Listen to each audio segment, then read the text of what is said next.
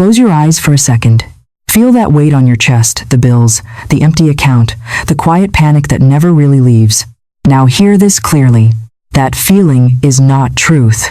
It is a lie you've been trained to believe since childhood. A very expensive, very convincing lie. Right now, in the next 60 seconds, I'm going to show you why the universe has never once been short of money. Why your lack is not a problem of resources, but a problem of permission. And how, in a single decision, people just like you have watched impossible money appear in 24 hours, 48 hours, sometimes even faster. This is not motivation. This is mechanics. This is law. And if you're tired of circling the same mountain of lack, stay with me, because today the mountain moves. This hook is intentionally dramatic yet grounded, creates instant emotional contrast. Pain promise, uses short rhythmic sentences, suitable for spoken delivery, plants curiosity plus urgency, and directly bridges into the core theme of dismantling the illusion of scarcity. My friend, if you are weary of the battle of limitation, if you have been watching the bills pile up and wondering where your supply is, I want you to listen closely to what I am about to tell you. There is a lie that has been sold to you since the day you were born. And that lie is that resources are scarce, that life is a struggle, and that only the lucky few are destined to prosper. I am here to dismantle that lie right now. There is no such thing as luck. There is only law. The universe does not play favorites. It does not look down and decide to bless one person and curse another based on a whim. It operates on precise, mathematical, and spiritual laws that are as reliable as the law of gravity. If you step off a building, you fall. Not because the universe hates you, but because you have engaged the law of gravity. In the same way, if you dwell in fear and poverty consciousness, you fail. Not because you are unworthy, but because you have engaged the law of lack. But the reverse is also true. If you align yourself with the law of supply, you must prosper. It is inevitable. You have been led here by your intuition because your ship is coming in.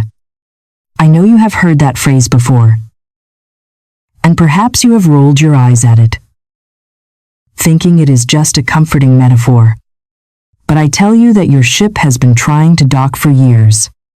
The only reason it has not unloaded its cargo is that you have been standing on the shore, shouting at the fog, complaining about the weather, and believing that the ocean is empty. You have been looking at the appearance of lack and accepting it as the final truth. But appearances are the most deceptive things in the world. Just because your bank account is empty today does not mean there is no money for you. It simply means that the money has not yet found a channel through which to reach you because your fear has blocked the door. The wait is over. For time is an illusion of the mortal mind, in the mind of God, which is the superconscious mind. Your wealth exists right now. It is finished. The only thing separating you from it is a thin veil of belief. Let me give you a concrete example so you understand that this is not just theory. Just 2 days ago, a student of mine named David, who lives in Chicago, contacted me. David is a good man, a hard-working man, but he had fallen into a deep pit of despair. He had debts that were screaming for attention, and he saw absolutely no way out. He had looked at his ledger. He had looked at his savings, and the logic of the world told him he was ruined. He was vibrating with the energy of terror. When he spoke to me, his voice was trembling. I told him what I am telling you now. I told him to stop worshiping his debt. I told him that, by staring at the lack. He was magnifying it. I told him to turn away from the empty appearance and turn to the infinite intelligence within. I told him to speak a word of truth into the face of his disaster. David stopped. He took a breath. He decided, in that moment, to stop being a victim of his circumstances and to become a master of his mind. He affirmed that God was his unfailing supply and that large sums of money would come to him quickly under grace. Now, listen to what happened. Within 24 hours of shifting his focus, not 24 days, not 24 months, but 24 hours, a surprise deposit came to him. It was not a small sum. It was over 36 times the amount he needed for his immediate bills. Where did it come from? It came from a source he had completely forgotten about. A dormant investment that suddenly liquidated at the exact right moment. The skeptic will say this was a coincidence. The spiritual student knows this was the law. The money was always there. In the invisible realm of substance. But as long as David was paralyzed by fear, he was clamping the hose shut. The moment he let go of the fear and trusted the divine design, the clamp was released, and the water flowed. You are David. You have assets, opportunities, and blessings that are hovering right around your aura, waiting for you to stop panicking so they can land. We must understand the difference between the human plan and the divine design. The human plan is born of the intellect. It is limited. It says you must work 80 hours a week. You must struggle. You must compete. And you must save every penny or you will die poor. The divine design is born of the Spirit. It is effortless. It says that there is a perfect supply for every demand. It says that you have a specific function in this universe. And because you have a function, the universe is obligated to fund it. When you are trying to force things with your human will, you are like a man trying to push a train down the tracks.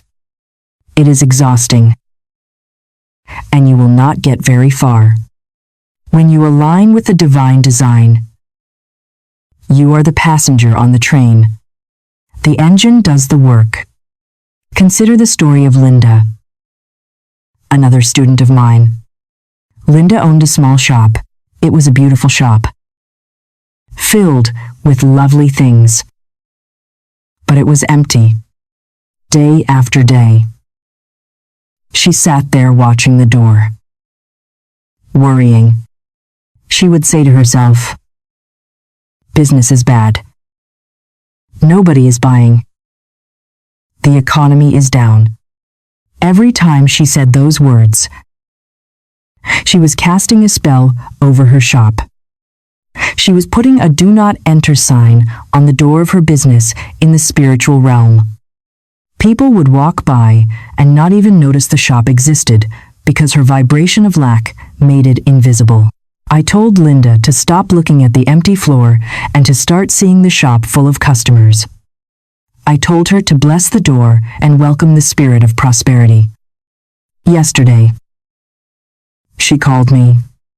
She said that her quiet shop was suddenly swept with activity. People came in from the street saying they felt drawn to come inside. They bought things they didn't even know they needed. What changed? The economy didn't change. The location didn't change. Linda changed. She stopped serving the master of fear and started serving the master of faith. You cannot serve two masters. You cannot pray for wealth at 8 a.m. and then worry about poverty at 9 a.m. The worry cancels the prayer. It is a spiritual chemical reaction. Faith and fear are both forms of concentrated imagination. Faith is imagining what you want. Fear is imagining what you do not want. Most of you are experts at imagination, but you are using it against yourselves. You visualize the foreclosure. You visualize the rejection. You visualize the empty fridge. And because the subconscious mind is a faithful servant, it says, "Your wish is my command." And it brings you exactly what you feared. Your financial troubles are not a punishment from an angry God. They are merely the result of a subconscious mind filled with pictures of poverty. But those pictures are about to be dissolved today. We are going to expose the film to the light of truth, and the old images will fade away. There was another man, Sam, who taught me a valuable lesson about the law of attraction. Sam was a salesman. He had been chasing a specific high-value client for months. He called. He emailed. He pressured. He stressed. He needed this deal to pay his mortgage. But the more he chased, the more the client pulled away. Desperation has a smell, my friend. And it is a repellent. When you need something too badly, you push it away because you are vibrating at the frequency of "I don't have it." Finally, Sam reached a breaking point. He was exhausted. He sat down and said, "I surrender. If this deal is mine by divine right, it cannot be lost. If it is not mine, I do not want it. I let go." He stopped the struggle. He stopped the mental grasping. The very next morning, the client called him. The client apologized for the delay and signed the contract. Why? Because Sam stopped blocking the way. The universe is not struggling to help you. It is waiting for you to get out of the way. Close your eyes to the external world for a moment. Turn away from the empty bank account, for it is only a shadow. A shadow cannot hurt you. A shadow has no substance. If you shine a light on a shadow, it disappears. The empty bank account is just a shadow of your past thinking. It is the residue of old beliefs. Do not give it power. Do not cry over it. Instead, see in your mind's eye the great door of the superconscious. This is the realm of ideas, the realm of the perfect patterns. This door is not labeled with debt. It is not labeled with struggle. It is labeled with divine supply. That door is not stuck. It opens instantly to the person who knows the truth. The moment you realize that God is your supply, and that money is simply God in action, the flow begins. Many people say, "I have prayed, but nothing happened." That is because you prayed with worry, not with faith.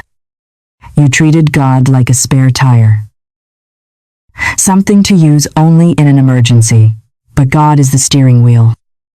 When you pray with worry, you are basically saying, "God, I hope you can fix this, but I doubt you will." That is not a prayer. That is a complaint. A true prayer is an affirmation of what already is. Jesus did not stand at the tomb of Lazarus and beg God to do something. He said, "Father, I thank thee that thou hast heard me." He gave thanks before the result was visible. This is the key. You must thank the infinite intelligence for your supply before you see the money. You must act as if you have already received it. This is what breaks the illusion of lack. Now that we have shattered the illusion of lack, we must have a very serious and mature conversation about the nature of the substance we call money. We must clear the air once and for all because this is where the blockage lives for 90% of spiritual people.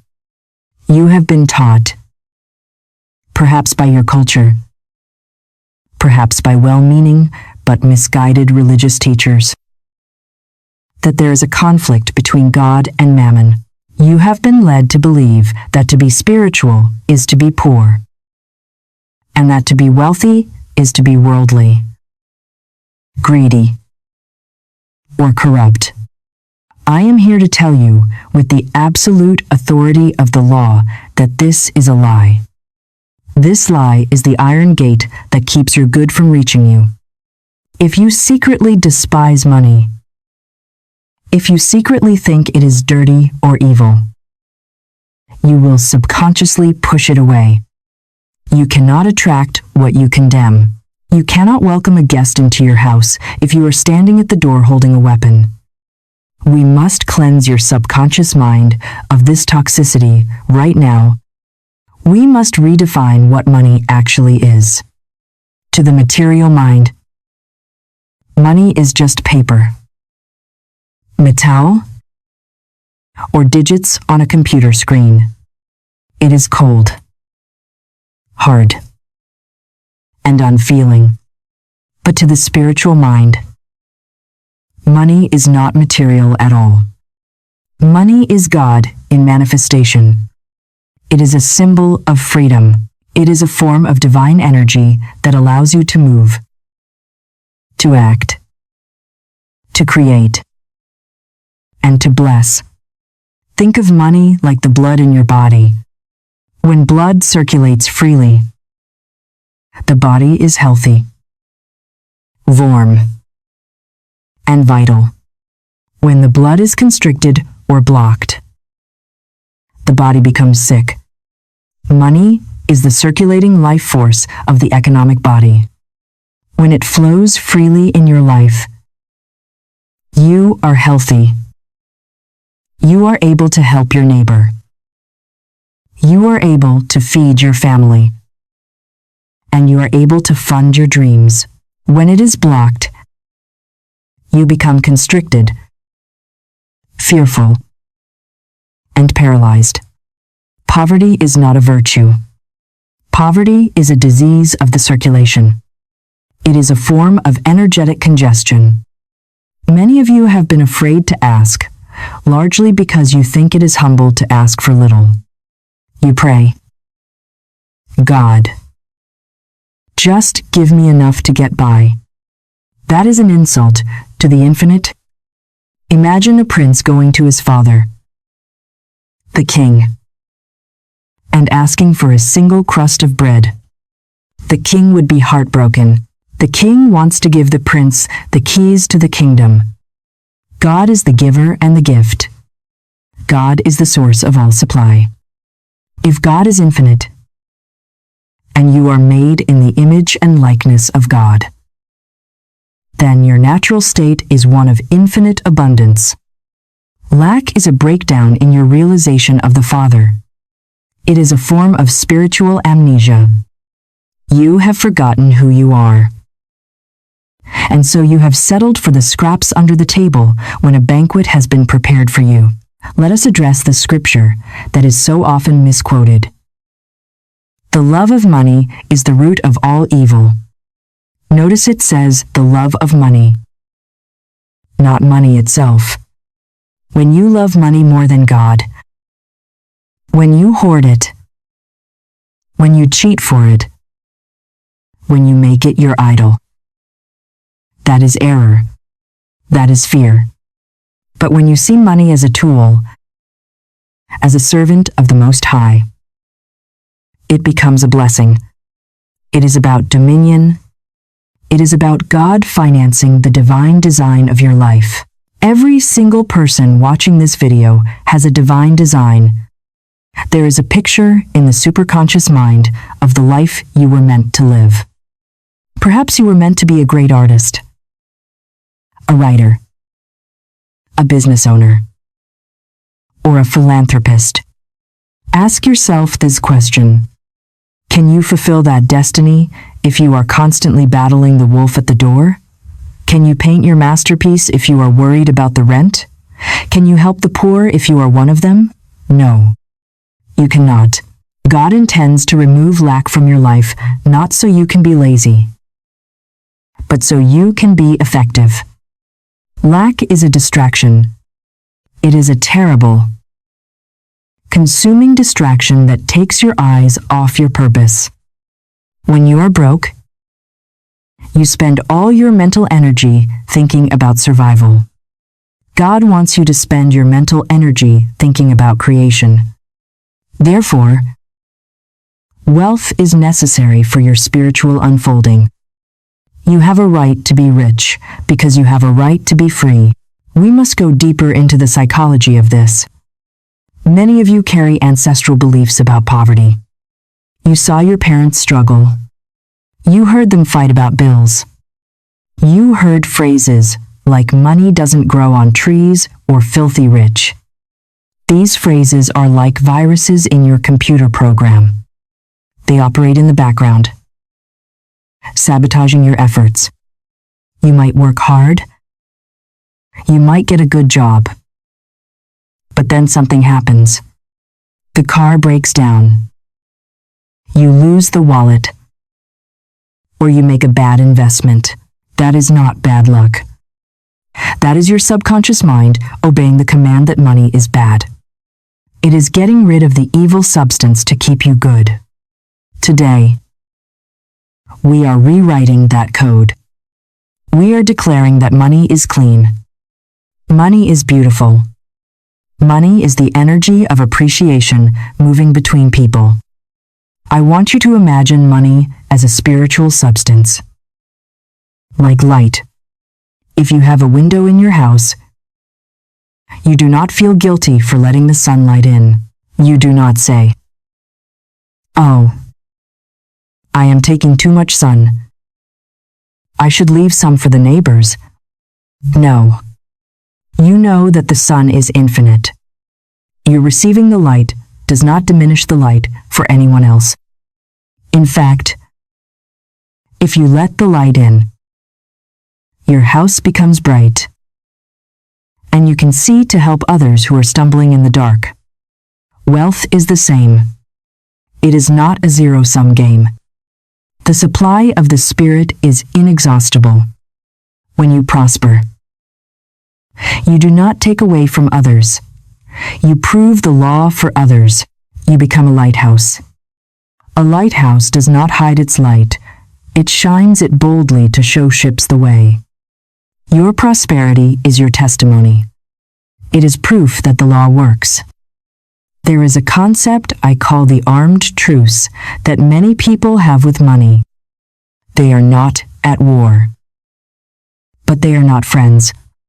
They tolerate money, but they do not welcome it. They pay their bills with resentment. Every time they write a check or swipe a card, they feel a little pang of loss. This resentment blocks the flow.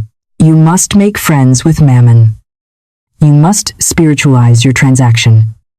When you pay a bill, do not begrudge it. Bless the company that provided the service. Say, "I use this money with gratitude, and I know it returns to me multiplied." When you spend money fearlessly, you are telling the universe that you trust the source. Hoarding is an act of atheism. Hoarding says, "I have this now. I don't trust God to give me more tomorrow." Spending with wisdom and joy is an act of faith. It keeps the wheel turning. You must also understand that your wealth is already here. It is not in the future. It is in the invisible realm of the fourth dimension, waiting for you to claim it. Think of the radio waves in the room where you are sitting right now. There is music. There is news. There are voices all around you. You cannot hear them, and you cannot see them, but they are real. To experience them, you simply need a device that can tune into the frequency. Your mind is that device. If you are tuned to the frequency of poverty, you will only hear the static of lack. You must turn the dial. You must tune into the station of opulence. This station is broadcasting 24 hours a day. It is broadcasting ideas, opportunities, and lucky breaks. The way to tune the dial is through your words and your feelings. If you go around saying, "I can't afford it," you have just tuned back to the static. "I can't afford it" are the most dangerous words in the English language. They act like a command to the subconscious to shut down all creative solutions. Instead, say, "I let the divine supply flow to me to meet this need," even if you do not have the cash in your pocket at this second. Do not close the door with your words. Keep the channel open. There are thousands of ways for God to pay a bill. You only know one or two ways. Do not limit the infinite with your finite understanding. I want to address the guilt that some of you feel when you think about having a lot of money. You look at the suffering in the world and you feel guilty for wanting comfort. This is false humility. You cannot feed the hungry by starving yourself. You cannot lift the fallen by lying down next to them in the mud. You must stand on the high ground so you can pull them up. The world does not need more poor people. The world needs more people who are awake to their power and who have the resources to make a difference. Money in the hands of a wicked man is dangerous. Yes, but money in the hands of a spiritual person is a healing balm. It builds hospitals. It digs wells. It supports artists. It feeds children. If you are a good person, it is your duty to be rich. It is your duty to gather resources so you can be a force for good in a world that is desperate for help. So, in this sacred moment, I want you to visualize the cords that have bound your wallet to the ground being cut. We sever the invisible wires of guilt. We sever the ancestral vows of poverty. We break the agreement you made with struggle. You are now free to prosper. You are free to succeed. It is safe for you to have money. It is safe for you to enjoy money. It is safe for you to talk about money. We strip away the taboo. We bring money out of the shadows and into the light of the Spirit. It is God's substance, and it belongs to God's children. From this day forward, stop apologizing for your desire to be wealthy. Your desire is the voice of God knocking at the door of your consciousness, asking to be let in. The desire is the prophecy of the fulfillment. You would not want it if you did not have the capacity to have it. The very fact that you desire abundance is proof that abundance is seeking you. It is a two-way street. You are looking for money, and money is looking for you. The barrier has been your judgment of it. Now that the judgment is gone, the meeting can take place. Prepare your mind for a flood, not a trickle, but a flood. When the dam breaks, the water does not ask permission, it rushes in. When your mental dam breaks, the substance will rush in. It will come as ideas, as gifts, as refunds, as raises, as sales, as found money. Your only job is to receive it with a thank you and not question the method. Do not analyze the miracle to death. Just accept it. You are the heir to a kingdom. Start acting like royalty. Walk with your head high. Speak with confidence. Dress your mind in the garments of success. And the outer world will have no choice but to conform to your inner reality. This is the spiritual meaning of money. It is the outer reflection of your inner worthiness. And you, my friend, are worthy of it all. We have established the illusion of lack, and we have cleansed your mind regarding the spiritual nature of money. But now we must confront the reality that stands right in front of your face.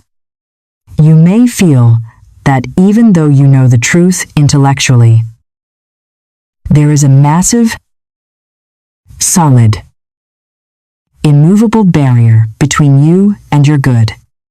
You can see the land of milk and honey in your imagination. You can taste the freedom, but you cannot seem to step into it. You feel like the Israelites standing before the walls of Jericho. These walls look high. These walls look thick. To the human eye, they look completely impregnable. In your life, this wall might look like a mountain of debt that never seems to go down. It might look like a job market that refuses to hire you. It might look like a history of bad credit or a family background of poverty. You look at these facts and you say to yourself that there is no way through. But I am here to tell you that there is no way through because you are not meant to go through it. You are meant to bring it down. We must study the story of Jericho, not as history, but as a psychological blueprint for your own liberation. The Israelites did not fight the walls with hammers and chisels. They did not try to scale the walls with ladders. If they had tried to attack the wall physically, they would have been destroyed. This is where most of you fail. You attack your financial problems with worry, with struggle, with manipulation, and with physical exhaustion. You try to chip away at the debt with the same consciousness that created it. You work 3 jobs. You skip meals. You stress yourself into sickness. And yet the wall stands. Why? Because you are fighting on the material plane. And the wall is not material. The wall is mental. The walls of Jericho represent the crystallized thoughts of limitation in your subconscious mind. Every time you said, "I can't afford it," you laid a brick. Every time you envied a rich person, you laid another brick. Every time you felt fear when opening a bill, you spread the mortar that holds those bricks together. Over 10, 20, or 30 years, you have built a fortress that keeps your good out. The universe is trying to send you wealth, but it piles up against the outside of the wall you built. The solution is not to fight the wall. The solution is to dissolve it with a vibration that is higher than the vibration of the wall. Listen to the strategy given to Joshua. He was told to march around the city for 6 days in total silence. This is the hardest part for the human personality. The silence. Why silence? Because talking about your problems builds the wall higher. When you call your friend to complain about the economy, you are reinforcing the wall. When you gossip about how hard life is, you are adding another layer of stone. The command to be silent was a command to stop affirming the obstacle. You must stop giving your problem the power of your voice. For the next stage of your breakthrough, you must look at the debt and say nothing negative. You must look at the empty bank account and refuse to agree with it. This silence starves the wall of the energy it needs to exist. Then came the 7th day. On the 7th day, they marched around the city 7 times. And then, at a specific signal, they shouted. They blew the trumpets, and the people shouted with a great shout. And the scripture says, the wall fell down flat. Notice the sequence. They shouted before the walls fell. They did not wait for the bricks to crumble and then say hallelujah. They shouted in the face of the standing wall. This is the supreme secret of demonstration. You must release the vibration of victory while you are still looking at the defeat. You must praise the Lord of plenty while you are standing in the desert of lack. Most people say, "I will be happy when the money comes." That is backward. You must be happy so the money can come. The shout of Jericho is not a scream of panic. It is a shout of realization. It is a release of pent-up faith. It is the moment you look at your massive obstacle and you laugh at it because you suddenly realize it has no power over a child of God. The wall is made of shadows. It looks solid only because you believe in it. The moment you withdraw your belief in the obstacle, it loses its structural integrity. We need to talk about what holds the wall together. The bricks are your beliefs, but the cement is your resentment. I have never seen a person with a severe financial block who did not also have a deep-seated resentment against someone or something. Perhaps you resent your parents for being poor. Perhaps you resent a boss who fired you. Perhaps you resent the government, or the tax system, or the wealthy. Listen to me clearly. You cannot tear down the wall of lack if you are holding onto the cement of hate. Resentment constricts your spiritual arteries. It closes the door of the superconscious. You might be doing all the affirmations, but if you hate someone, you are locking the door from the inside. To tear down the wall, you must dissolve the cement with forgiveness. You must look at every person who has ever wronged you regarding money and say, "I forgive you. I release you. You are not the source of my supply.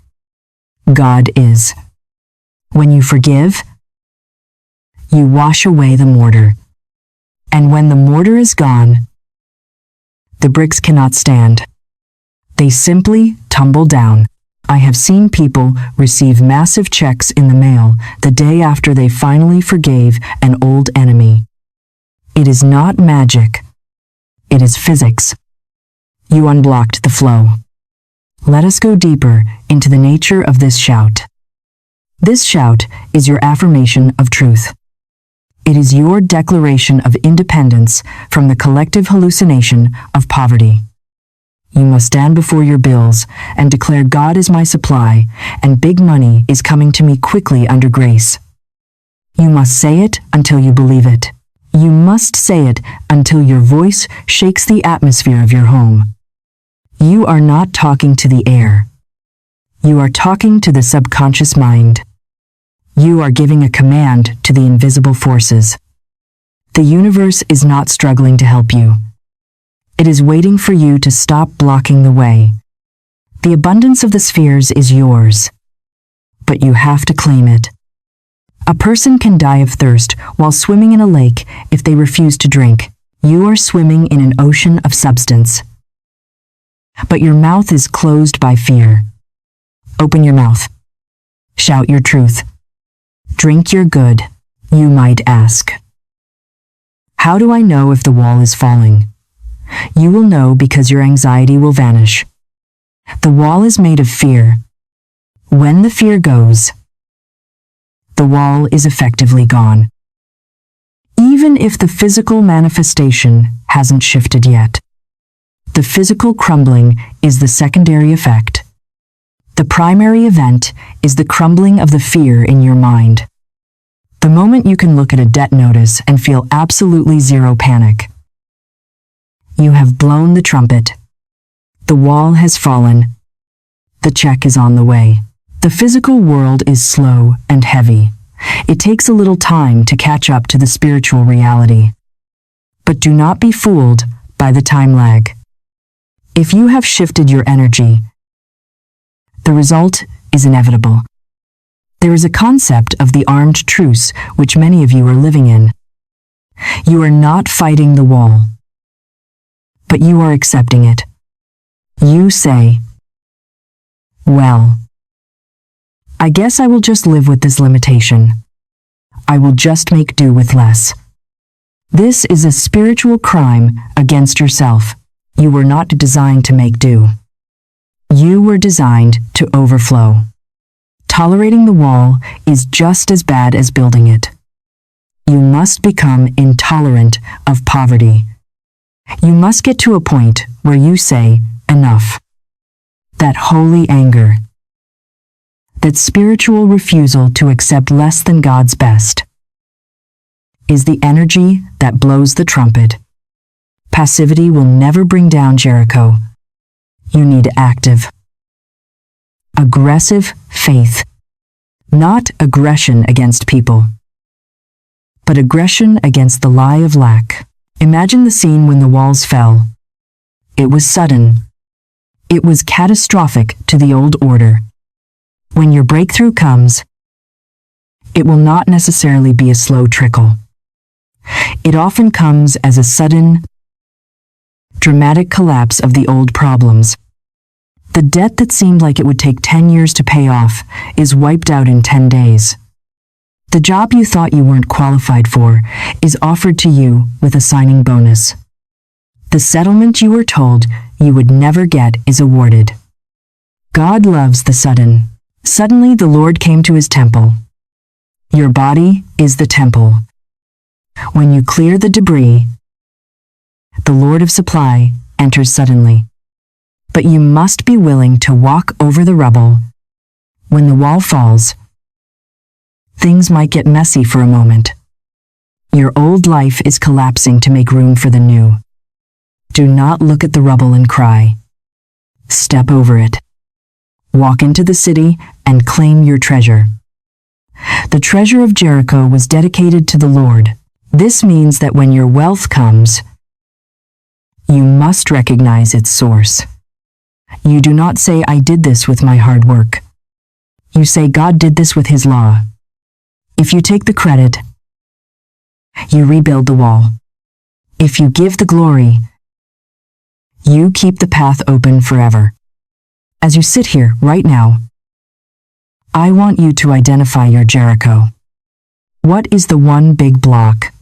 Is it a specific amount of money? Is it a legal issue?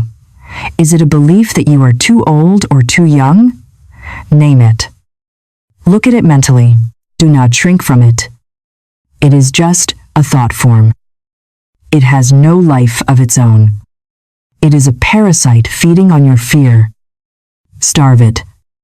Withdraw your attention from the difficulty of it and place your attention on the victory over it. Hear the sound of the trumpet in your inner ear. That sound is the vibration of certainty. You are not a victim of the economy. You are a victim of your own silence. You have not spoken the word of power. Today, we change that.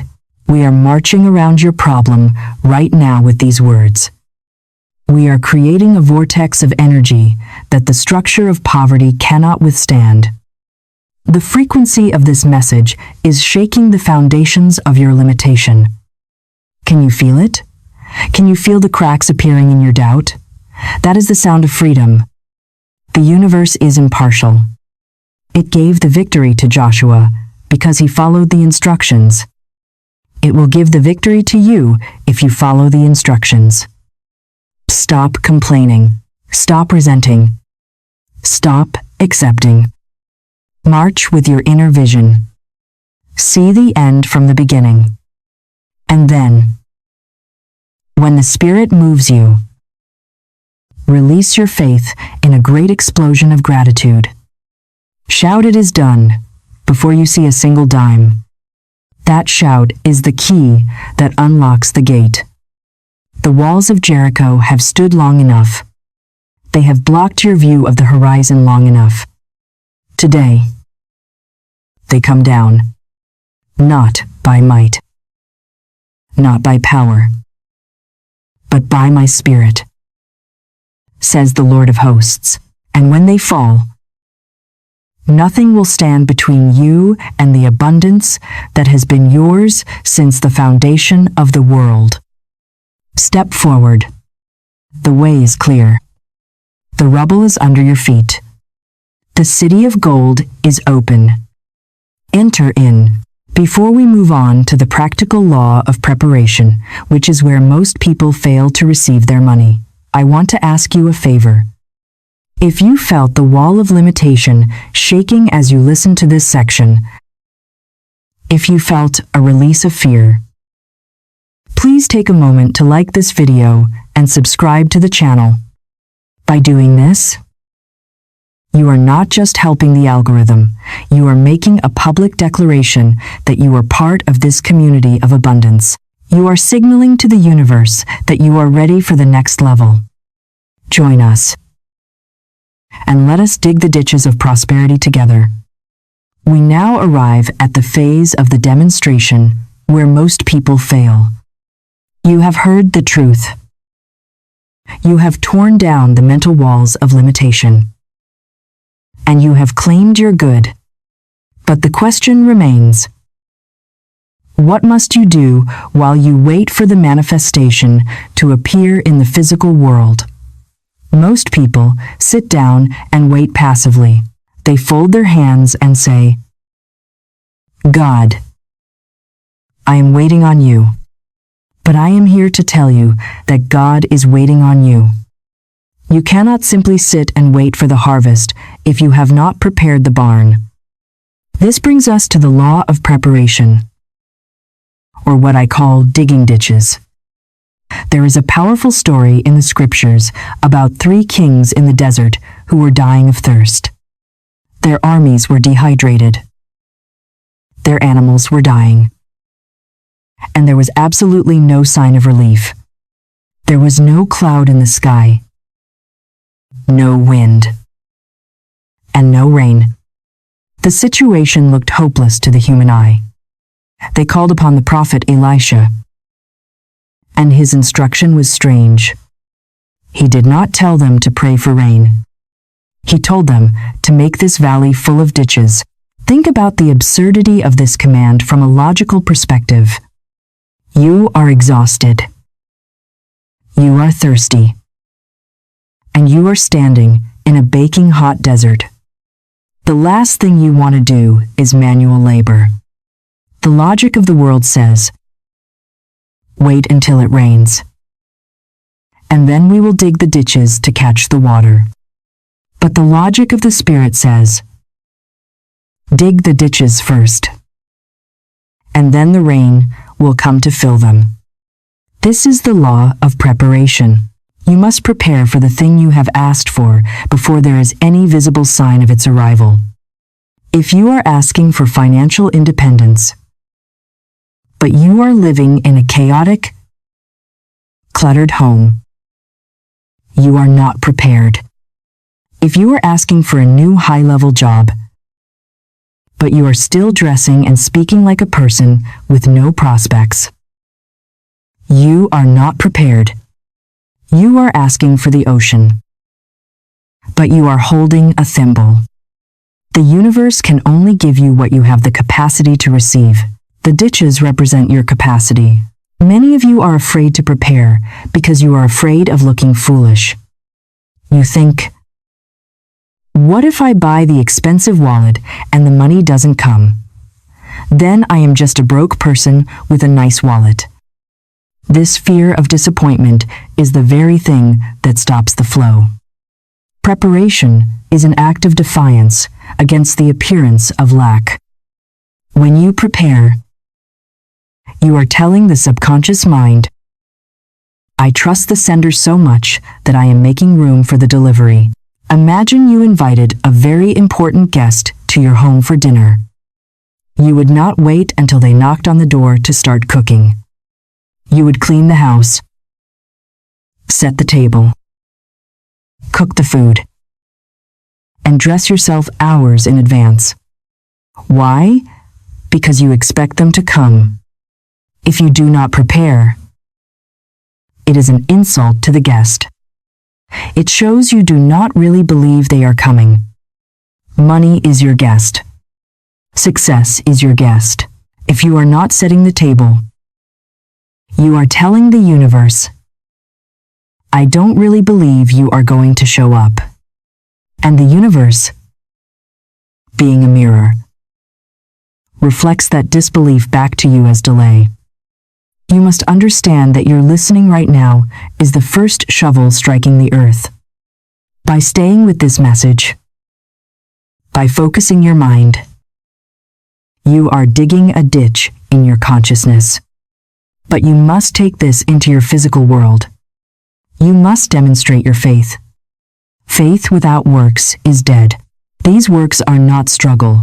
They are acts of preparation. If you want a new wardrobe, clean out your closet. Give away the old clothes that make you feel poor.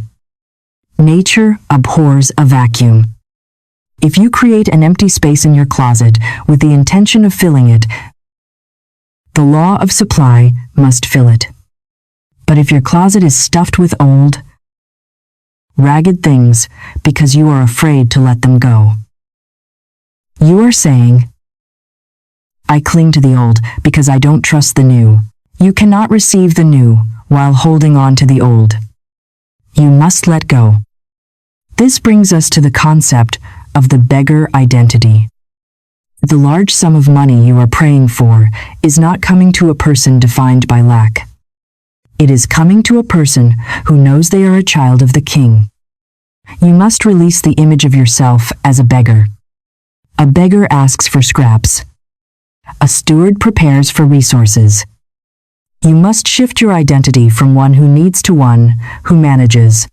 Start managing the little money you have with great respect. Iron your dollar bills. Keep your checkbook balanced. Organize your receipts. When you treat money with dignity, you are digging a ditch for more money to enter. If you treat money with chaos and disrespect, why would the universe entrust you with millions? You must prove you are a faithful steward over the little before you are made ruler over much. The prophecy to the kings in the desert concluded with this promise: You shall not see wind, nor shall you see rain, yet that valley shall be filled with water. This is profound. It means your supply might not come through the usual channels. You might not see the wind of a market boom or the rain of a lottery win. It might come from a source you cannot even imagine. It bubbled up from the ground for the kings. It came from invisible sources. Do not dictate to the universe how your money must arrive. That is not your job. Your job is to dig the ditch. Your job is to stay in the state of expectancy. If you are looking for a job, prepare for the interview before you get the call. Get your suit ready. Research the company. Visualize your commute. This active preparation signals to the infinite intelligence that you are serious. Let me tell you, there is a magic in specific preparation. I knew a woman who wanted to travel abroad but had no money. She did not sit around complaining. She went and applied for a passport. She bought a suitcase. She started packing the clothes she would need. Her friends laughed at her. They said, "Where are you going?" she said. "I don't know yet. But I am getting ready." Within a week of packing that suitcase, a friend called her and offered her a fully paid trip as a companion for a business tour. She was ready to go. If she had not prepared, she might have missed the opportunity because she wouldn't have had a passport. Luck is simply what happens when preparation meets opportunity. You say you are waiting for your ship to come in. But have you built the pier? If you haven't built the pier, the ship cannot dock. This law of preparation also applies to your mental state. You must dig ditches in your mind by removing the weeds of worry. You cannot hold a vision of wealth in a mind that is choked with anxiety. Every time you worry, you are filling the ditch back in with dirt. You are undoing your own work. You must stand guard at the portal of your mind. When a thought of lack comes, say, "No, I have prepared for abundance. There is no room for you here." Keep the channel clear. The universe creates through channels. If the channel is clogged with fear, the substance cannot flow. Consider the physics of a vacuum. If you take a glass and suck all the air out of it, you create a vacuum. If you open that glass, air rushes in with tremendous force to fill the void. It is automatic. It is irresistible. You must create a vacuum for wealth. Spend some money fearlessly. I do not mean go into reckless debt. I mean buy something that makes you feel rich. Buy a high-quality pen. Buy a beautiful cup for your coffee. Do something that breaks the hypnosis of poverty. When you spend fearlessly, you create a vacuum. You tell the subconscious, I have plenty more where this came from. And the subconscious obeys by rushing to fill that expenditure. This is digging a ditch with your wallet. So, my friend, look at your life today. Where are you blocking your good by a lack of preparation? Are your affairs in order? Is your house clean? Is your mind expectant? The abundance you are calling for is a heavy energy. It carries weight. If your structure is weak, the weight of the blessing would crush you. God is protecting you by withholding the wealth until you are strong enough to hold it. Build your vessel. Widen your ditches. Make your valley deep. Do not despise the day of small preparations. The water is coming. It is flowing from the mountains of God's supply right now. It is seeking the lowest point, the empty point, the prepared point. Be that point. Let your active faith be the shovel that strikes the earth, and as surely as the sun rises, you will see your dry valley turn into a river of life. The ditch digging is your part of the contract. The filling is God's part. Do your part today, and watch the heavens respond. We have prepared the ground. We have dug the ditches with our active preparation. Now we must build the structure that allows the supply to cross over from the invisible realm into the visible world. This structure is called the bridge of gratitude. Here is the secret that the successful metaphysician knows, which the average person misses completely. Gratitude is not a reaction to a blessing. Gratitude is the cause of the blessing. Most people live their lives backward. They say, God, show me the money, and then I will be thankful. They wait to see the physical evidence before they offer the spiritual vibration. But this is a trap. This is like standing in front of a wood stove and saying, give me heat, and then I will put in the wood. It does not work that way. You must put in the wood of gratitude first, and then the heat of abundance comes. We must understand the concept of time in the spiritual realm. In the divine mind, there is no time. There is only the eternal now. Everything you want already exists. The money you need is already yours. The success you desire is already finished. The only thing that separates you from it is time. And time is an illusion created by your own sense of separation. When you worry, you are creating distance. You are pushing your good into the future. You are saying, I do not have it yet. But when you give thanks, you are collapsing time. You are pulling the future into the present. When you say, thank you, Father, that I have received this, you are telling your subconscious mind that the event has already happened. The subconscious mind does not know the difference between a real event and a vividly imagined one. If you vibrate with the feeling of gratitude, the subconscious believes you already have the wealth, and it immediately goes to work to make your outer world match your inner world. This brings us to the analogy of the movie projector. Your life is a movie playing out on the screen of space. Your mind is the projector. The film reel is your belief system. Most people look at the screen of their lives. They see a scene of poverty, and they start screaming at the screen. They try to change the movie by fighting the screen. This is useless. You cannot change the picture by manipulating the reflection. You must go back to the projector and change the film reel.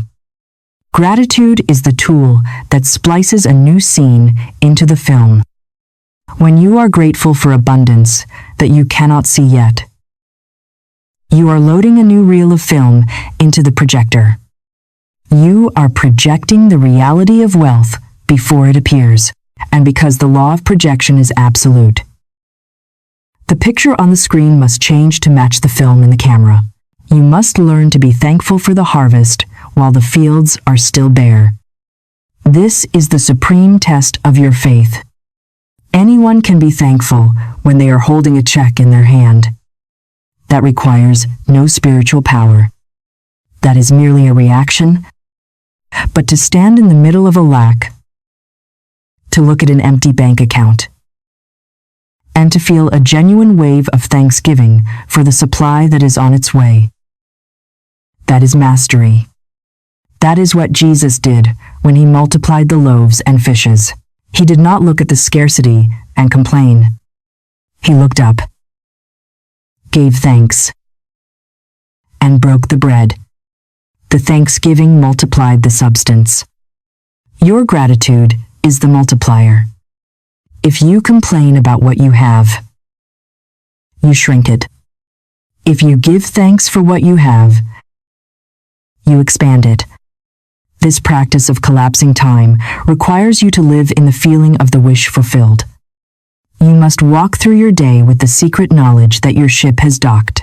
How would you feel if you knew for a fact that $1 million was deposited in your account an hour ago? You would feel relief.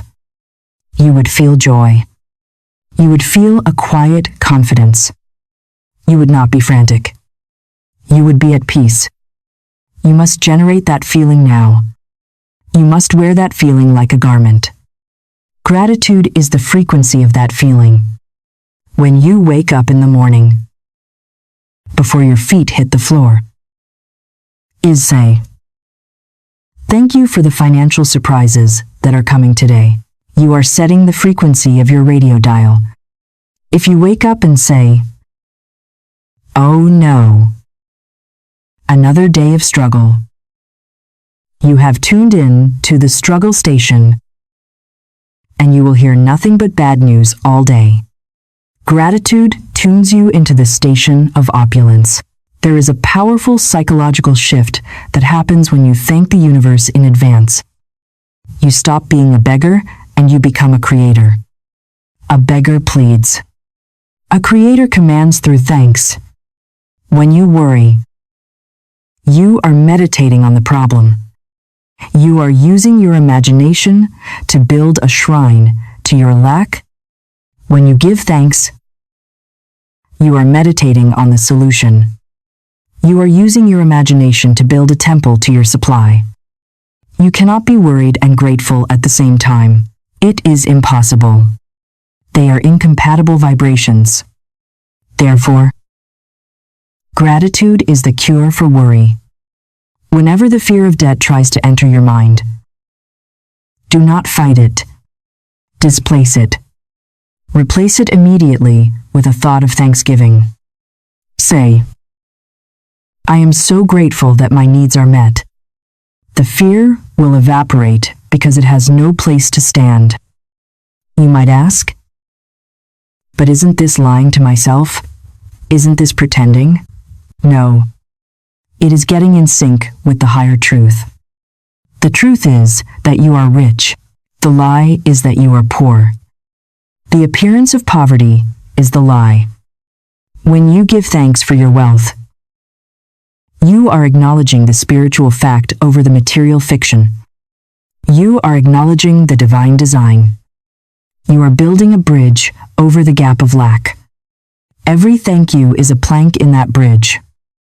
If you stop giving thanks, the bridge stops being built, and the supply cannot cross over. You must be consistent. You must be relentless in your appreciation. Start with the small things. If you cannot yet believe for the $1 million, be grateful for the $10 in your pocket. Be grateful for the clothes on your back. Be grateful for the roof over your head. Gratitude is magnetic. Like attracts like. If you are grateful for a little, the law demands that you be given more. To him that hath, more shall be given. This means to him that hath the feeling of having.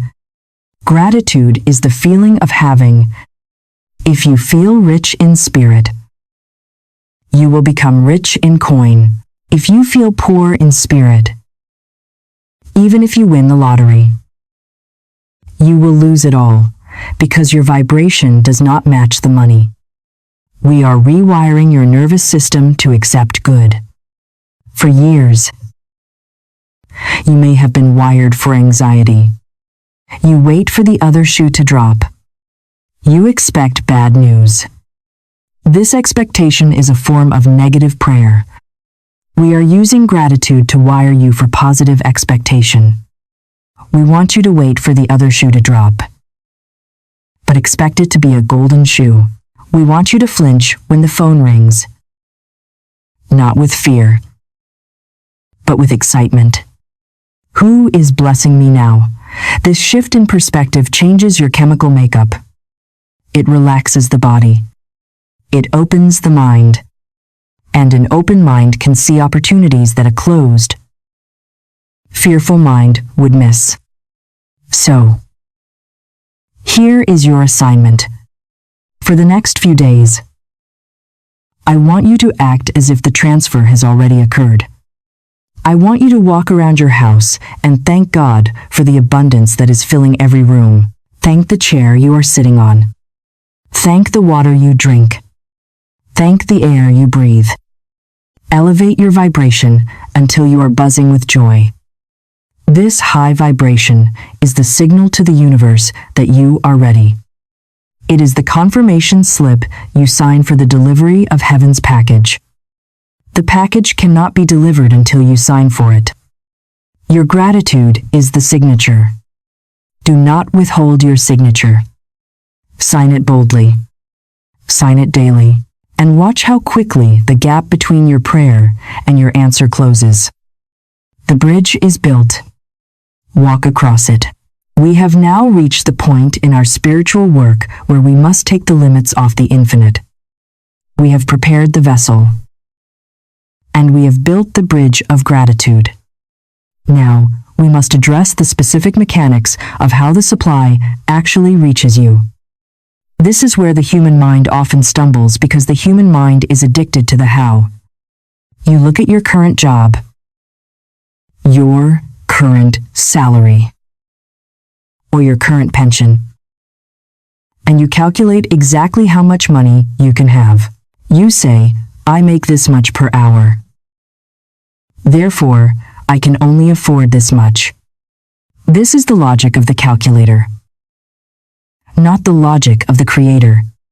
When you limit your supply to your current channels, you are insulting the infinite intelligence.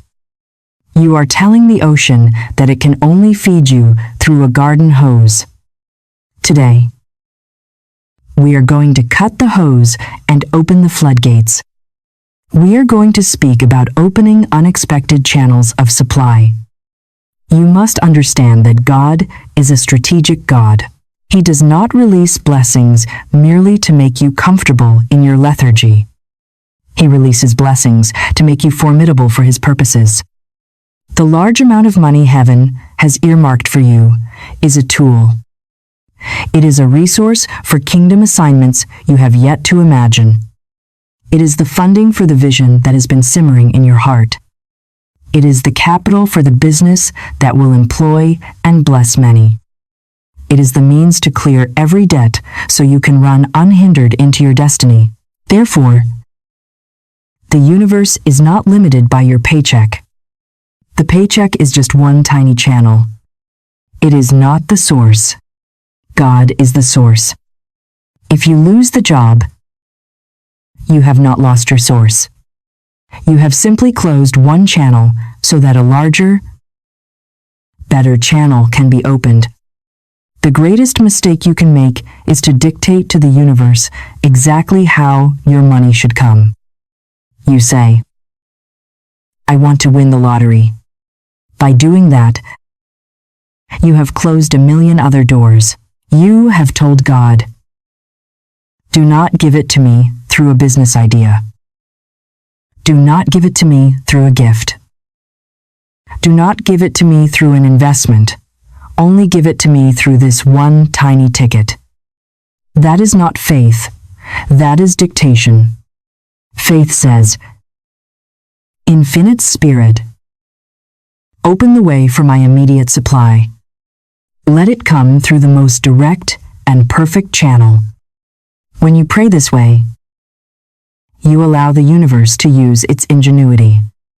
You allow the divine design to surprise you. We must speak about the hidden channels. There are channels of wealth connected to you right now that are blocked simply because you have not recognized them. There is money that is owed to you that you have forgotten about. There are investments that are ready to mature. There are inheritances from distant relatives. There are refunds, habeas, and settlements that are stuck in the pipeline of bureaucracy. In the divine mind, there is no delay and there is no red tape. Today, we are issuing a spiritual subpoena. We are commanding these hidden resources to reveal themselves. We are declaring that everything that belongs to you by divine right must find its way to your address. It cannot get lost. It cannot be stolen. It cannot be withheld. I want you to consider the concept of the ram in the thicket. In the story of Abraham, just when he thought he had to sacrifice his son, he looked up and saw a ram caught in the thicket. It was the provision for the sacrifice, provided at the exact second of need. It came from a place he did not expect. It was not there a moment before. And then suddenly, it was there. This is how unexpected channels work. You might be looking at a bill that is due tomorrow with absolutely no money to pay it. Do not panic. Declare, "There is a ram in the thicket for this situation." That ram might be a sudden freelance job. It might be a stranger who feels moved to bless you. It might be a clerical error in your favor. It might be a sudden inspiration to sell something you no longer need, which is worth exactly the amount required. The universe has 1,000 ways to pay a bill. You only know one way. Do not limit the infinite with your finite understanding. We must also talk about the channel of ideas. This is perhaps the most lucrative channel of all. One single idea from the divine mind can turn into a fortune overnight. Most people are looking for cash, but they should be looking for concepts. $1 million often starts as a whisper in your ear that says, "Start this service," or "Write this book," or "Buy this piece of land." These ideas are the seeds of wealth. When you pray for supply, do not just look for a check in the mail. Listen for the instruction. The instruction is the check. If you follow the nudge, if you act on the hunch, the money follows. We are clearing the channel of your mind so that you can receive these $1 million downloads without the static of fear. I call forth every delayed payment. I call forth every hidden resource. I call forth every divine connection. There are people on this planet right now whose divine destiny is to bless you financially. They are holding your money. They are looking for you just as you are looking for them. But they cannot find you if your vibration is low. We are raising your signal. We are turning on the lighthouse. We are declaring that you are visible to your blessings. I declare that the channels are now open wide and clear for a transfer of wealth from the north, the south, the east, and the west. There is no distance in the divine mind. A wire transfer from Tokyo can reach you in New York in seconds. The spirit travels faster than the internet. We must also break the fixed income mentality. Many of you, especially those who are retired or on a salary, say, "I am on a fixed income." That is a lie. Your income is fixed only by your belief. God's income is never fixed. It is fluid. It is ever expanding. Even if your salary is the same, your buying power can increase. Your expenses can decrease supernaturally. You can be given things that you would normally have to buy. I knew a woman who had very little money, but she dressed in the finest clothes. How? Friends gave her things. She found designer items at thrift stores for pennies. She won gift cards. Her life was rich, even though her income was fixed. Do not look at the numbers. Look at the flow. The flow can come over the wall, under the wall, or through the wall. This brings us to the law of circulation. To open new channels, you must unclog the old ones. If you are holding on to money out of fear, you have stopped the circulation. You must keep the stream moving. If you want to receive unexpectedly, you must give unexpectedly. Tip the waitress more than is required. Buy a coffee for the person behind you. Give $1 to the homeless man without judging him. These small acts of unexpected giving shock the system. They tell the subconscious mind, "I have so much that I can afford to give." This vibration is irresistible to the law of supply. It acts as a magnet that pulls money from unexpected places to refill the vacuum you just created.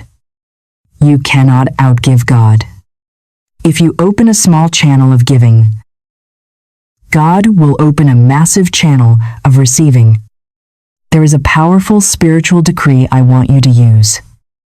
It goes like this: I have a magical work in a magical way. I give magical service for magical pay. This affirms that you are open to magic. Magic, in this sense, means the supernatural operation of law. It means things happening that cannot be explained by logic.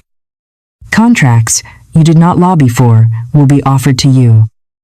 Investments you did not chase will prosper for you. You will look at the sudden accumulation and say, "This had to be God." This is the hallmark of the unexpected channel. It leaves no room for human ego. You cannot say, "I was so smart." You can only say, "I was so blessed." We sever the cords of memory that bind you to past financial failures. Just because a channel dried up in the past does not mean it is dry forever. Just because a business failed 10 years ago does not mean your new business will fail. Do not use your history to predict your destiny. The divine design is fresh every morning. There are streams in the desert that are breaking open right now. There are opportunities that did not exist yesterday that exist today. The world is changing fast. And in that change, there is massive opportunity for the spiritually attuned person. While the world sees crisis, you will see the open door. While others see inflation, you will see expansion. So, stand squarely in the middle of the stream. Stop standing on the bank. Visualize yourself surrounded by doors. Doors in front of you, behind you, to your left, and to your right. These doors are labeled unexpected supply. Some are big, some are small, but they are all unlocked. Do not try to force them open. Just stand there in the state of ready to receive. Say to the universe, I am open to everything and attached to nothing. Let the money come from a lottery win if it wants. Let it come from a raise if it wants. Let it come from a gift if it wants. Your only job is to say thank you when it arrives. The restriction is off. The limit is lifted. The channels are free. The supply is rushing toward you. It is done. As we move closer to the physical realization of this truth, we must enter the phase of acute observation. You have done the work. You have cleared the subconscious blocks. You have opened the channels. Now, you must learn to read the signs of the times. Many people fail at this specific juncture because they are looking for the wrong thing. They are looking for $1 million to drop out of the sky instantly, and when they do not see that happen in 5 minutes, they say, it didn't work, and they slip back into despair. They abort the miracle while it is in the birth canal. You must understand that manifestation is a process of density. It starts as a thought, which is very light. Then it becomes a feeling, which is heavier. Then it becomes a sign, which is visible. And finally, it becomes the physical object or event. You must learn to recognize the signs so you do not lose hope right before the harvest. Right now, the vibration around your bank account is shifting. It is subtle, like the sky, changing color just before the dawn. It is not yet full daylight, but it is no longer the pitch black of night. The first sign is almost always internal. It is a sudden, inexplicable lifting of the burden. You might look at the same bills that terrified you yesterday, but today, for some reason, they do not scare you. You feel a strange sense of it is handled. This peace is not a delusion. This peace is the proof. It is the evidence that the spiritual battle has been won. When the anxiety breaks, the dam breaks. If you feel lighter right now, if you feel a little hunch of hope, that is not just a mood swing. That is the Holy Spirit signaling to your nervous system that the supply is en route. The internal shift always precedes the external shift. Then, you will start to see the physical precursors. Over the next 72 hours, I want you to live in a state of active expectancy. Keep your eyes peeled for anything related to money. You must respect the day of small beginnings. You might be walking down the street and you find a penny or a dime on the sidewalk. Most people walk right past it. They think, it's just a penny that won't pay my rent. This is arrogance to the universe. There is no difference in size between a penny and $1 million. They are both just energy. The penny is a seed. It is the universe winking at you. It is a signal that the flow has started. If you walk past the penny, you are telling the universe, I am too good for your gifts. And the flow stops. But if you stop, pick it up, and say thank you, God. I recognize the abundance. You amplify the signal. You tell the universe, I am watching. I am grateful. Send more. I have seen a found penny turn into a $10,000 check within a week because the person honored the sign. You might experience what I call the discount miracle. You go to the store to buy something you need. And when you get to the register, The item scans for half price. Or the cashier says, "We have a coupon for you." Or a friend calls and says, "I have this furniture I don't need. Do you want it?" These are not accidents. These are forms of money. If you save $50, that is the same as earning $50. It is the universe putting money back in your pocket. Acknowledge these moments. Say, "I see you. I know this is the divine supply working." When you acknowledge the small waves, you invite the tsunami. However, I must warn you about a sign that confuses many people. It is what we call chemicalization. Sometimes, right before a big breakthrough, things seem to go wrong. You affirm wealth, and suddenly, your car breaks down. You affirm harmony, and suddenly you get into an argument. Do not panic. This is a good sign. It means things are moving. Imagine you have a glass of water with mud settled at the bottom. It looks clear, but then you stir it up to clean it. For a moment, the water looks terribly muddy, but it is only muddy because the dirt is being released so it can be thrown out. When you start speaking spiritual truth, you stir up the old mud of your subconscious. The chaos you see is simply the dust rising during the renovation. Do not take the chaos as a sign of failure. Take it as a sign of reorganization.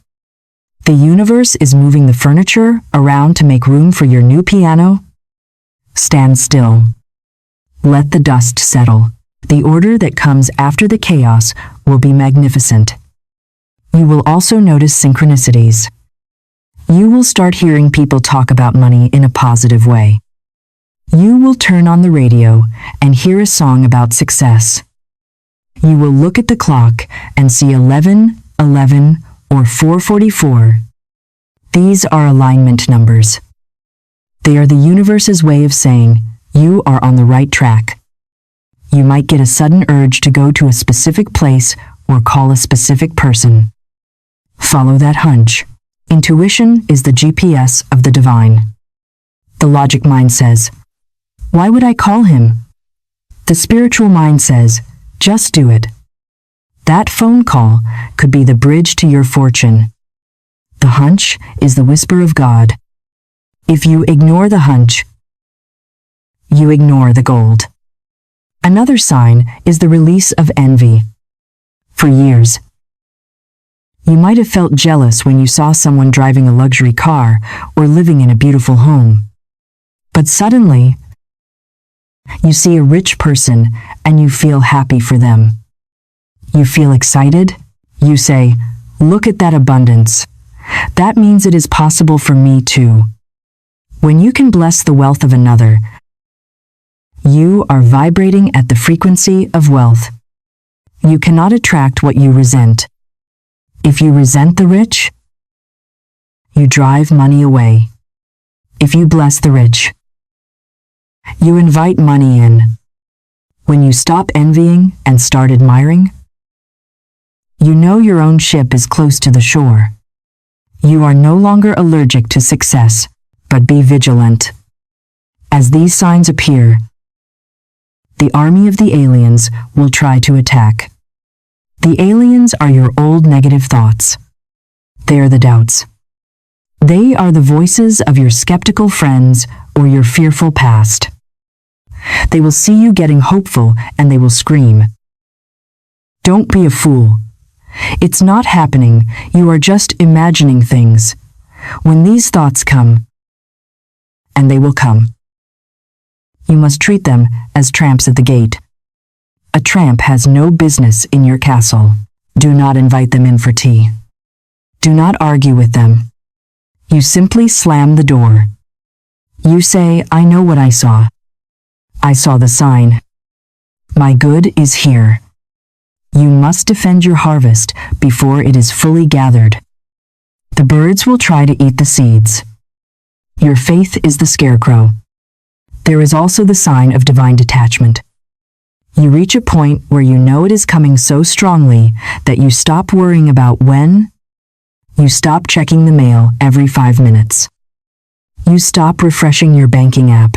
You just know. It is the feeling of having ordered a package from a trusted company.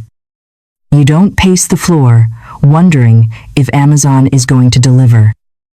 You trust the process. When you reach this state of, it is done, the manifestation accelerates. The friction of anxiety is removed, and the delivery truck can drive faster. If you are still frantic, you are still blocking. If you are calm, you are receiving. Finally, look for the sign of preparation opportunities. You might suddenly feel a strong desire to clean your house, or to organize your files, or to get your resume updated. This is not just a random urge. This is the spirit moving you to dig the ditches. It is the nesting instinct before the birth of the baby. Follow that energy. If you feel like cleaning, clean like a maniac. You are clearing the way for the King of Glory to enter. Every item you organize is a signal of welcome. So, for the next few days, become a detective of your own life. Look for the penny. Look for the discount. Look for the smile. Look for the peace. These are the breadcrumbs leading you to the banquet. Do not dismiss them. Celebrate them. Every time you say, "Thank you" for a small sign, you are effectively saying, "More, please." And the universe, which delights in giving, will respond with an avalanche of good. Your breakthrough is not a matter of if. It is only a matter of watch. Keep your eyes open. The dawn is breaking. The sun is rising, and your ship is docking. We have arrived at the sacred destination of our journey together. We have analyzed the illusion of lack. We have understood the law. And we have prepared the ground. But understanding is not enough. You can understand how a surgery works, but that does not remove the tumor. You need the scalpel. This prayer is the scalpel. We are now going to perform a spiritual operation on your subconscious mind. We are going to cut out the root of poverty that has been festering there, perhaps for generations. This is not a passive listening experience. This is an active decree. Words are not just sounds, they are containers of power. When spoken with authority, they rearrange the atomic structure of your life. I want you to set aside everything else. Put down your phone. Close your eyes to the outer world. Center your attention on the space behind your heart. We are about to enter the Holy of Holies, where your spirit meets the universal supply. Listen to me. The condition of poverty is not natural. It is a mental disease induced by fear and false teaching. It is a hypnosis. And the only way to break a hypnosis is with a sharp, commanding shock of truth. You are not a beggar. You are not a victim of the economy. You are a prince or a princess of the universe, suffering from a temporary case of amnesia. We are here to wake you up. We are here to cancel the old contracts you signed with struggle. We are here to issue a new emancipation proclamation for your finances. As I speak these words, I want you to claim them as your own. Let them vibrate in your chest. Let them override the quiet whisper of doubt. Infinite Spirit, we stand before you now, ready to receive. We call upon the law of grace to supersede the law of karma. We step out of the law of hard labor and into the law of miraculous provision. In the name of the Almighty, I now take authority over the subconscious mind of this listener. I speak to the memory records that are storing images of lack. I command you to dissolve. I sever the invisible wires that have bound this person's wallet to the ground. I take the sword of truth and I cut the cords of ancestral poverty. I break the vow of struggle that was taken by the father and the grandfather and the great-grandfather. It stops here. It stops now. I declare that the curse of not enough is broken forever. This bloodline is now a bloodline of abundance. I shatter the mirror of the past. Just because they struggled does not mean you must struggle. You are free. You are released. The chains have fallen off. I speak to the spirit of debt. I look you in the eye and I declare that you have no power. You are a shadow. And I shine the light of God upon you.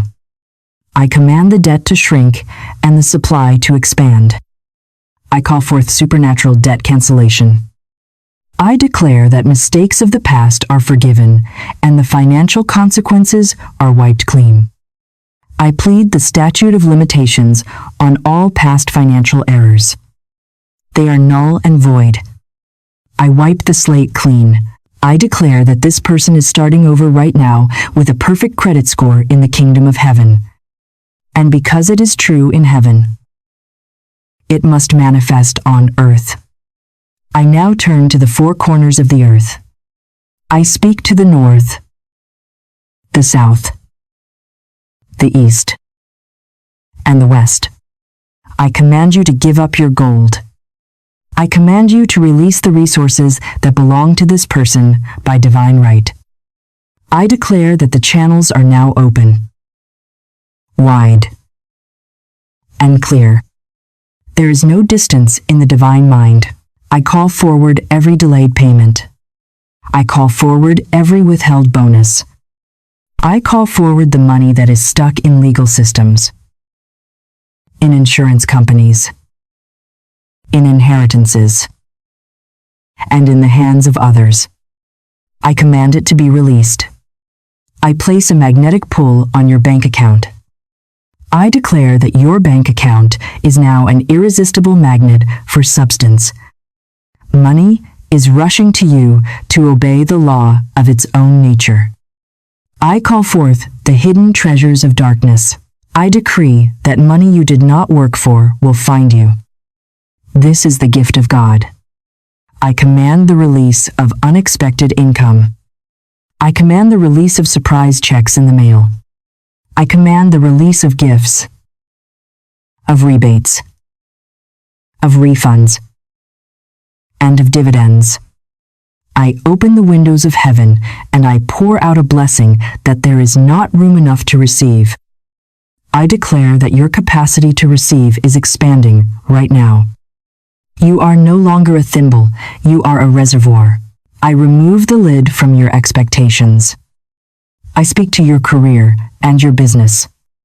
I declare that you are working under the direction of the all-knowing mind. I break the spirit of stagnation. I break the spirit of just getting by. I call forth the spirit of excellence and the spirit of increase. I declare that contracts you did not lobby for will be offered to you. I declare that you will find favor in the eyes of those who have the power to promote you. I declare that your ideas are worth millions.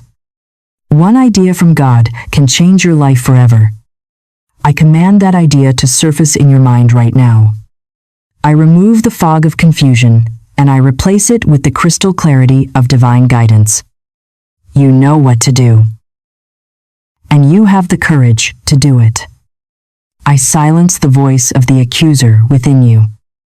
The reasoning mind that says, you are unworthy, or it is too good to be true. I command that voice to be silent. I cast down every high thing that exalts itself against the knowledge of God's provision. You are worthy because you exist. You are worthy because God made you. You do not need to earn your air. And you do not need to earn your supply. It is your birthright. I clothe you now in the royal robe of prosperity. Feel it on your shoulders. It is heavy with glory. It is your true uniform. Wear it with dignity. I declare that you are a lender and not a borrower. I declare that you are the head and not the tail. I declare that you are above only and not beneath. I reverse every negative word that has ever been spoken over your finances. Every time someone said, "You will never make it," I cancel that word. Every time you said, "I am broke," I cancel that word.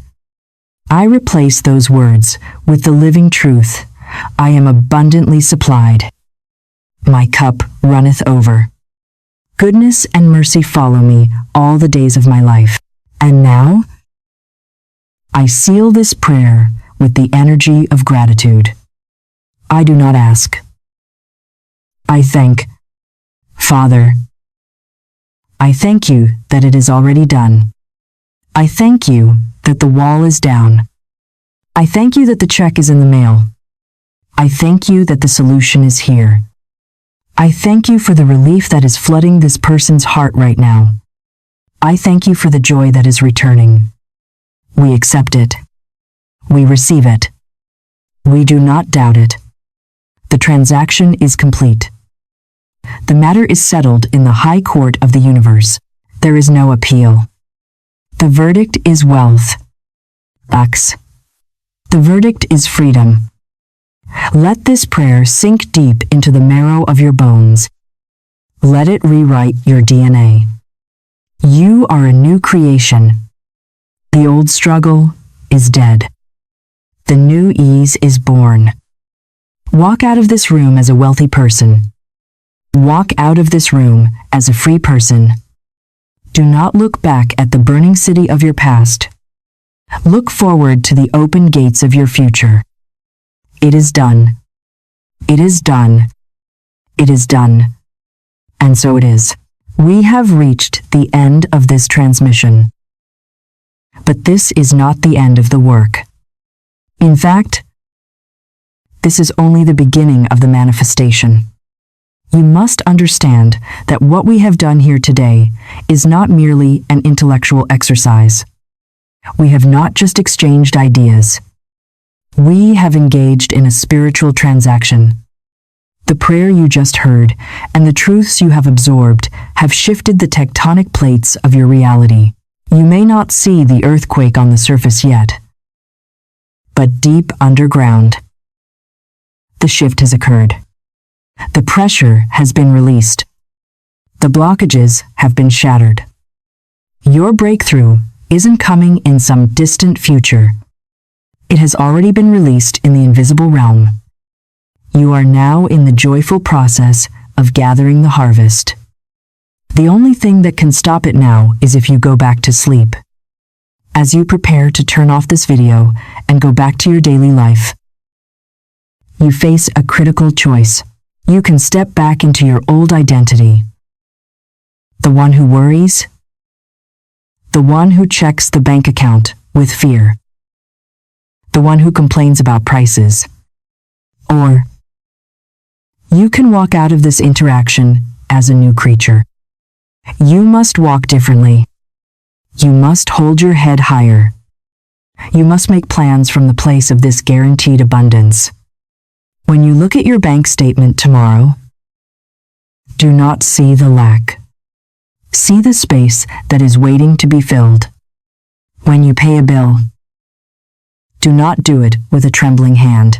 Do it with a prayer of thanks for the river of supply that is flowing to you, of which this bill is merely an opportunity to keep the circulation moving. Every dollar you spend is a seed you sow.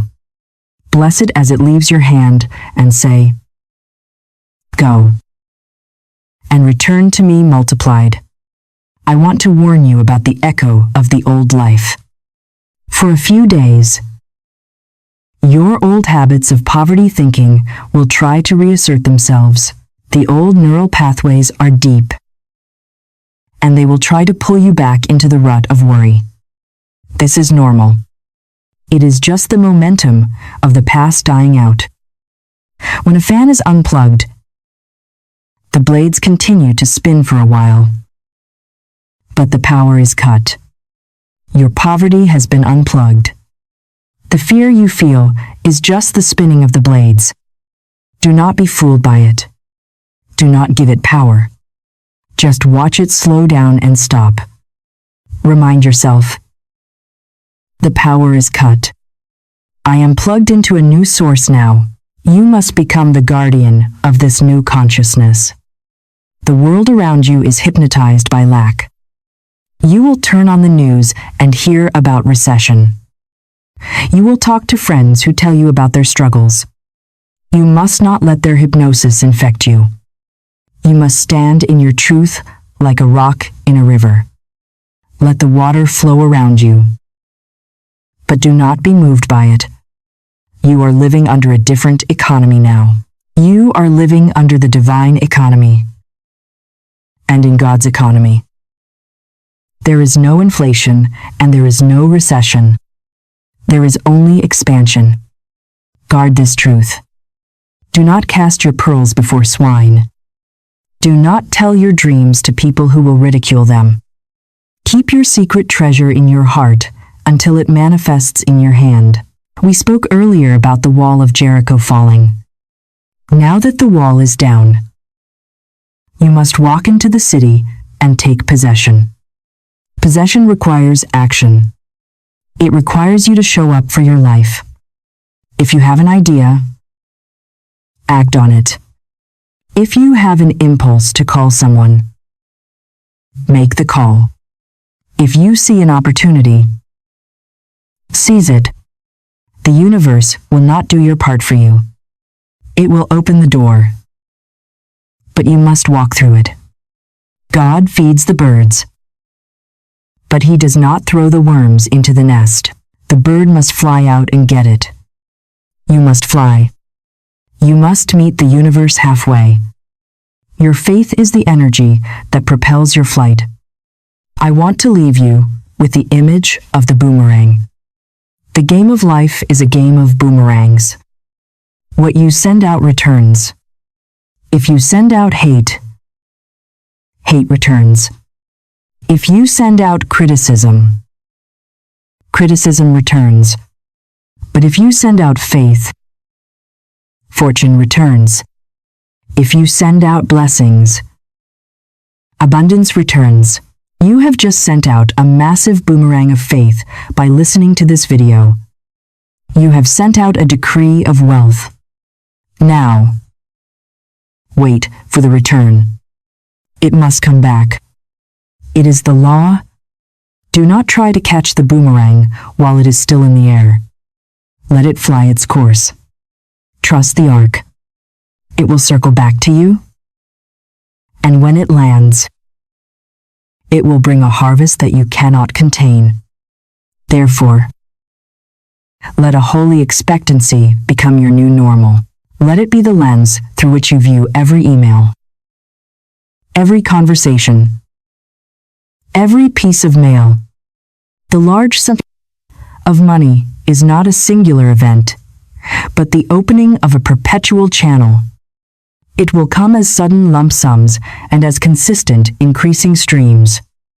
It will come as ideas that generate wealth and as favor that reduces costs.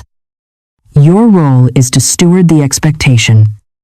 Guard it from the cynicism of the past. Water it daily with declarations of God's faithfulness. Speak to your circumstances from the future reality this prayer has secured. Say to your debt, you are leaving. Say to your empty spaces, you are being filled. Say to your future, I am funded. God's word does not return to him void. It accomplishes what he sends it to do.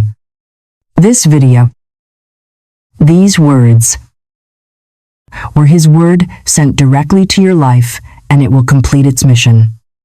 You may not see its full path yet, but you will incontestably see its result. So go forward.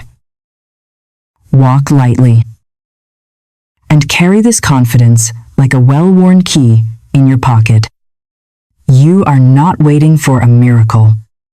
You are walking hand in hand into the brilliant open landscape of your abundant life.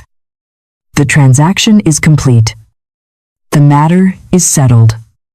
You are blessed beyond any curse, wealthy beyond any lack, and held in the secure grip of a promise that must by its very nature come to pass. If you have accepted this truth today, if you have signed the contract with infinite intelligence, then confirm it right now. Do not leave this energy hanging in the air. Ground it. Subscribe to this channel to keep your mind tuned to this frequency. This is not just about growing a channel, it is about growing a battalion of light. Join us. Share this video with someone who needs a breakthrough. Be the channel of their supply. And most importantly, write in the comments below. Write this simple phrase, I am ready to receive. That comment is your signature on the spiritual contract. It is your witness to the universe that you were here. You heard. And you believed. The universe has heard. Heaven has agreed. Your account has been credited. Live like the abundantly blessed person you truly are. It is done. It is done. It is done. Go in peace. And watch the windows of heaven open